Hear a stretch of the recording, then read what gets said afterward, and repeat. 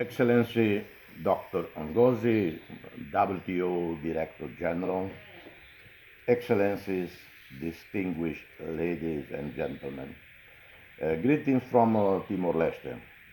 I pray for your well-being and happiness and of all around you. On behalf of the G7 Plus group, I thank you for inviting me to share our views in the opening plenary of the Geneva Trade Week 2021.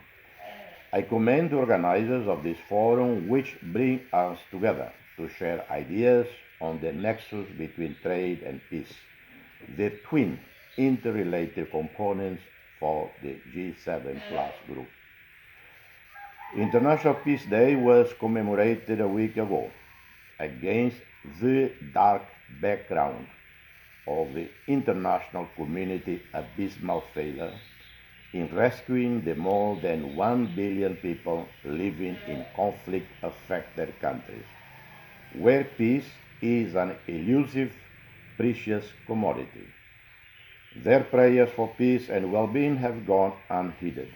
Wars and the cyclical crises are so pervasive, almost a matter of routine, that there is hardly a family that has been spared.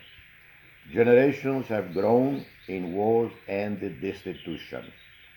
Despite the unmatchable resilience of their people, these countries are labeled fragile, failing, or failed states.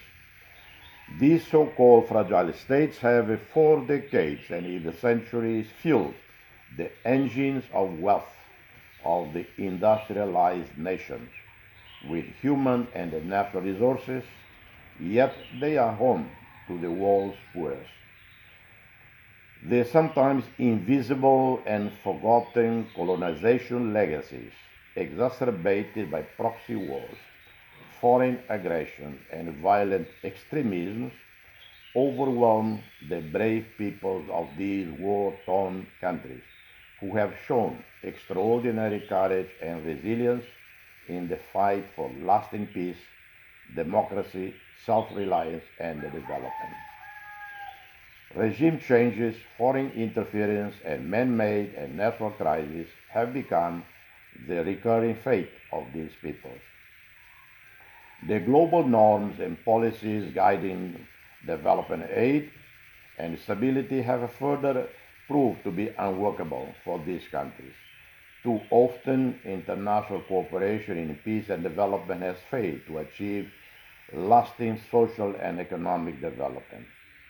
As if the litany of man made and natural catastrophes have not sufficed, there appear the COVID 19 pandemic and the global recession that wiped out the gains of the last 20 years. Compounded by institutional and economic fragility, the impacts of COVID 19 will last much longer in countries such as those in the G7 plus.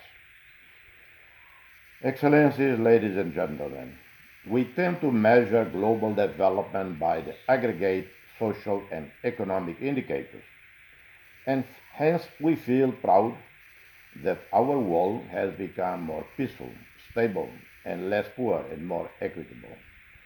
This is partly true. For instance, the main powers engaged in the two world wars of 20th century have not been in direct confrontation since 1945. These powers have developed on every aspect of life.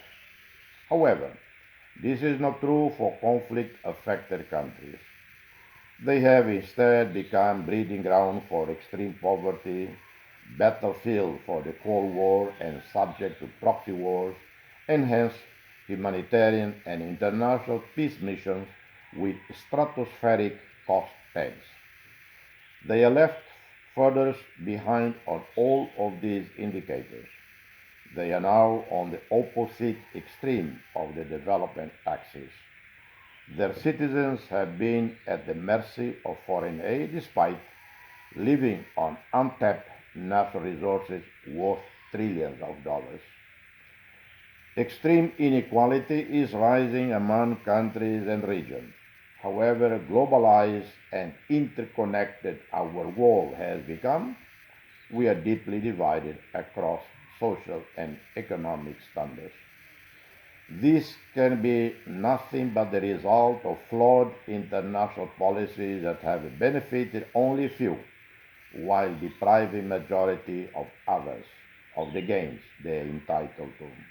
Therefore, and against this background, I would like to summarize in 3 points the shared perspective of G7 Plus.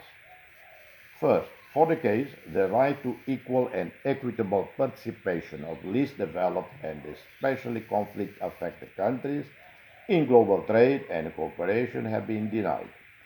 Trade has remained the premise of few major global powers who have used multilateralism in trade and cooperation for the benefits of narrowly defined geostrategic ends. Multilateralism can no more survive on the pretext of balance of power among the mighty nations. It can only prosper if it becomes more inclusive and equitable and hence truly multilateral. Therefore, we call upon the leadership of the World Trade Organization to pursue reforms in its policies that can be conducive to the true interests of world's least developed and conflict-affected countries. We, the G7 Plus, through the G7 WTO accession group, offer our assistance in providing our perspective that is representative of the context of 1.5 billion people. Second, peace and stability in conflict-affected countries is a precondition for trade and hence development.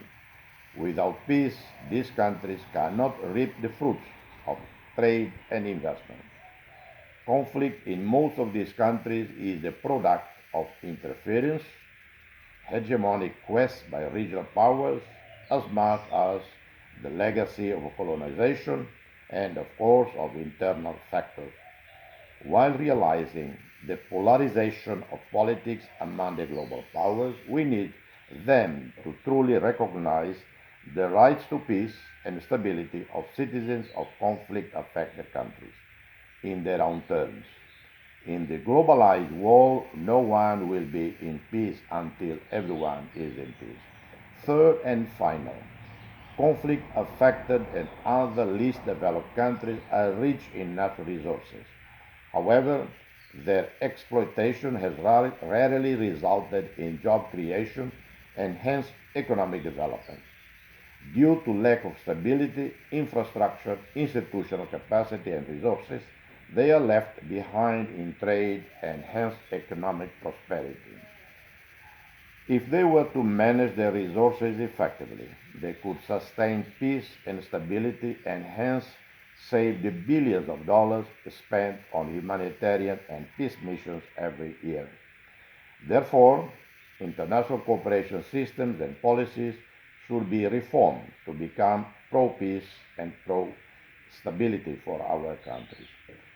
In conclusion, a gentle reminder that the multilateral trade system was created on the promise of shared prosperity. It is truly a time to ask ourselves if we have honored that promise. I truly hope this question finds honest answers during the trade week. I thank you all.